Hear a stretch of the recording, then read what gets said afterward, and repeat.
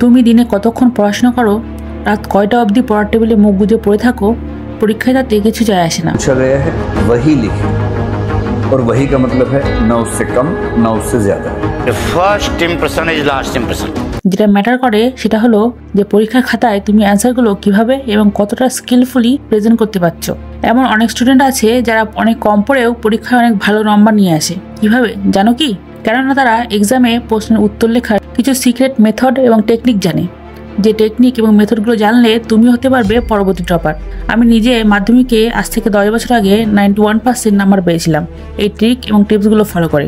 So hello viewers, আমি আরফিন আর তোমরা দেখছো অ্যাপারেন্টলি আরফিন ইউটিউব চ্যানেল। আর আমি মাধ্যমিকে 91% নাম্বার পাই আজ থেকে 10 বছর আগে 2014 সালে। তোমরা নিশ্চয়ই জানো যে আজ থেকে 10 বছর আগে এত সহজে এত নাম্বার পাওয়া যেত না এবং 90% নাম্বার পেতে কালঘাম ছুটে যেত। তো কিভাবে আমি তার খাতা সাজিয়েছিলাম, কেমনভাবে প্রেজেন্ট করেছিলাম নিজেকে আমার খাতার মাধ্যমে, এবং অসাবধানতা ও অজ্ঞানতাবশত কী কী ভুল করেছিলাম জীবনের প্রথম বড় পরীক্ষাতে, সেই গুরুত্বপূর্ণ বিষয়টিকে ঘিরেই আজকে ভিডিও নিয়ে এসেছি। সেটা হলো how to right exams like a topper. সামনে বোর্ড এক্সাম আসছে, অনেক কম্পিটিটিভ এক্সামও আসছে, অনেকগুলি স্কুল লেভেলের এক্সামও আসছে। তাই তুমি যদি একজন স্টুডেন্ট হও এবং এই ভিডিওটা তোমার জন্য অনেক ইম্পর্টেন্ট হতে চলেছে। যদি তুমি অ্যান্সার লেখার সঠিক পদ্ধতি ও মেথডগুলো জেনে যাও এবং সঠিকভাবে এক্সিকিউট করতে পারো তোমার পরীক্ষার খাতায়, তাহলে 15 থেকে 20 মার্কস তোমার এমনি বেড়ে যাবে। তাহলে চলো জেনে নিই যে পরীক্ষা হলে নার্ভাসনেসের জন্য এবং অসাবধানতাবশত কী কী ভুল আমরা করি, সেই সমস্যা এবং তার সমাধানগুলো। প্রথমেই থাকছে 1 নম্বর পয়েন্টে ব্যাড রাইটিং।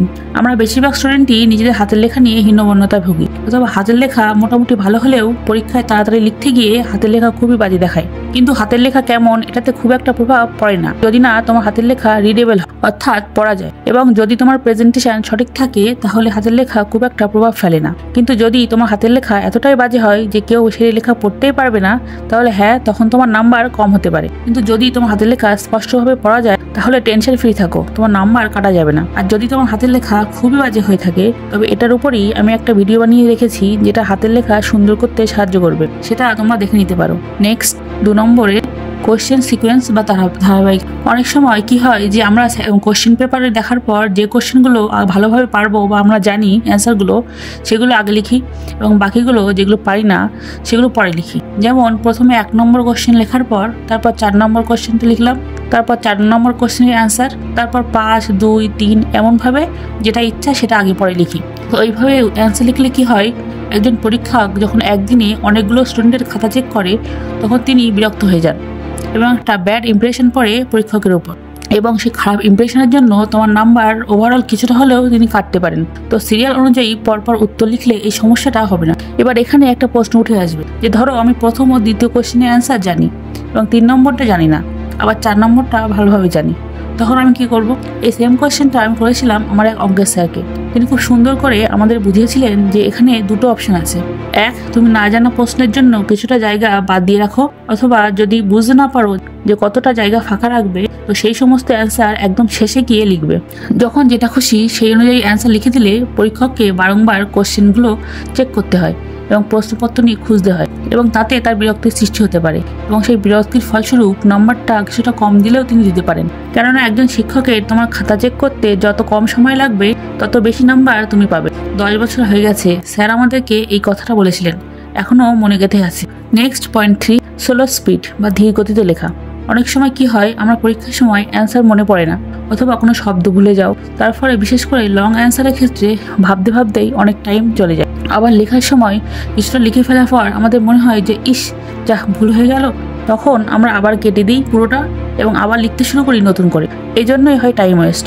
তো এর একটা সলিউশন যেটা আমি ফলো করতাম সেটা হলো যে যখনই বড় প্রশ্নের উত্তর লিখবে লেখার সময় আমি প্রথমেই একটা রাফের জন্য আলাদা পেজ রাখতাম।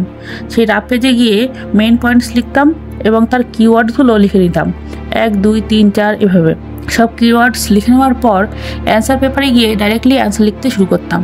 প্রাথমিক দৃষ্টিতে মনে হবে এ তো টাইম ওয়েস্ট হচ্ছে বা অনেক বেশি সময় লাগবে, কিন্তু আসলে বিষয়টা তেমন নয়।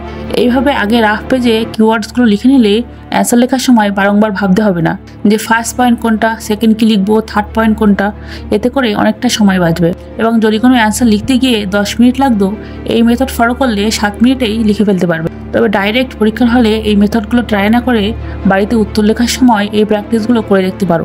ভালো লাগলে পরীক্ষার হলে ইউজ করো। তাছাড়া আরও একটা ব্যাপার হলো, এইভাবে অ্যান্সারগুলো লিখলে তুমি আগে থেকে জানতে পারবে যে উত্তরটা তুমি কিভাবে লিখবে। কিছুটা অ্যান্সার লেখার পর কেটে আবার অ্যান্সার লেখার সমস্যাটা মিটে যাবে। 4 নম্বর পয়েন্ট হলো ফরগেটিং দ্য নোয়িং অ্যান্সার, অর্থাৎ আমাদের জানা প্রশ্নের উত্তর আমরা ভুলে যাই। সেটা নিয়েই 4 নম্বর পয়েন্ট। মাঝে মাঝে এমন হয় না যে একটা অ্যান্সার তুমি জানো কিন্তু সেই মুহূর্তে কিছুতেই মনে আসে না, বা কোনো একটা কোশ্চেন তুমি বুঝতেই পারছো না, তখন তোমরা কি করো? প্রশ্ন ছেড়ে দাও তো? আমি ক্লাস 5 থেকে কোনোদিন ফার্স্ট ছাড়া সেকেন্ড র্যাঙ্ক করিনি। আমারও যে প্রত্যেকটা এক্সামে সব কোশ্চেন জানা আসতো এমনটা নয়, কিন্তু আমি কখনো কোনো অ্যান্সার ছেড়ে আসতাম না। আমি না জানা কোশ্চেনগুলো কিভাবে অ্যান্সার করতাম, আজ তাহলে তোমাদের সাথে সেই সিক্রেট ট্রিক্স অ্যান্ড টিপগুলো শেয়ার করে নিই। এই সমস্ত প্রশ্নের উত্তরগুলো যেভাবে লিখবে, প্রথম স্টেপটা হলো রিকল দ্য চ্যাপ্টার, অর্থাৎ প্রথমে কোশ্চেনটা দেখে তোমাকে বুঝতে হবে কোন চ্যাপ্টার থেকে এই কোশ্চেনটা করা হয়েছে। তারপর second step recall the topic, মানে এবার তুমি সেই চ্যাপ্টারের কোন টপিকে এই কোশ্চেনটা আছে সেটা তোমাকে বুঝতে হবে, এবং সেই নির্দিষ্ট টপিকের যা বা যতটুকু ইনফরমেশান তোমার মনে আছে সেটাই লিখে আসতে হবে। তবে হ্যাঁ, এখানেও একটা ট্রিক্স আছে, অ্যান্সারটা লিখতে হবে কিন্তু অবশ্যই প্যারাগ্রাফের ফর্মে। এর কারণ হলো, বেশিরভাগ সময়ই যখন আমরা বড় বড় প্যারাগ্রাফ ভাবে অ্যান্সার লিখে আসি, টিচার্সরা বা পরীক্ষকরা কখনোই পুরো প্যারাগ্রাফ কোনোদিন পড়েন না। তো অ্যান্সারে যদি প্রপার 100% সঠিক তথ্য নাও থাকে বা প্যারাগ্রাফ স্টাইল লেখার জন্য ওই ভুলটা ঠিক চোখে পড়বে না। 5 মার্কসের মধ্যে 2 বা 3 মার্কস তোমরা খুব ইজিলি পেয়ে যাবে।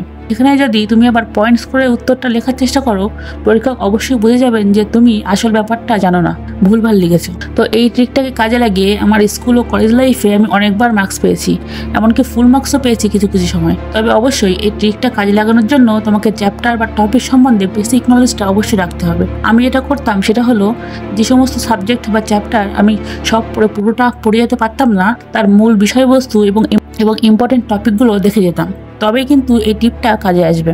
Next 5 number tip, underline the keywords, গুরুত্বপূর্ণ শব্দের নিচে দাগ দেওয়া।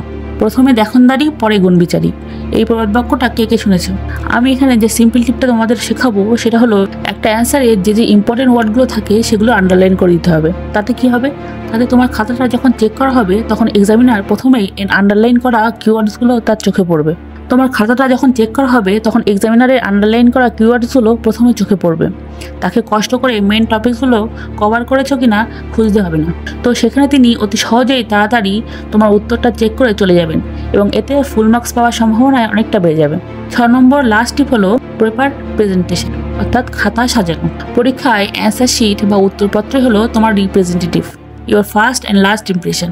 যেখানে পেপার রিপ্রেজেন্টেশন বা খাতা সাজানোর ব্যাপারটা ওভারঅলি একটা বড় এফেক্ট ফেলে মোট প্রাপ্ত নম্বরের ওপর।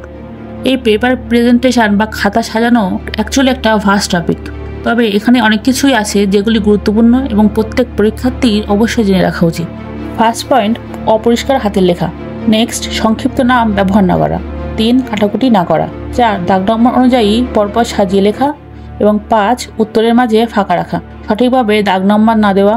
নেক্সট, মার্জিন না টানা এবং পর্যাপ্ত জায়গা না রাখা। এই প্রত্যেকটা টপিকই ধরে ধরে এবং অনেক বিস্তারিত ব্যাখ্যার প্রয়োজন আছে, তাই শুধুমাত্র এই খাতা সাজানোর বিষয়টাকে মাথায় রেখে বিস্তারিত আলোচনা করব আমার পরবর্তী ভিডিওতে। যদি সঠিক এবং যথাযথভাবে কীভাবে খাতা সাজাতে হয় জানতে চাও, তাহলে অবশ্যই আমার পরবর্তী ভিডিওর জন্য ওয়েট করো। না গ্রামেটিক্যাল মিস্টেক্স हो, না স্পেলিং মিস্টেক্স।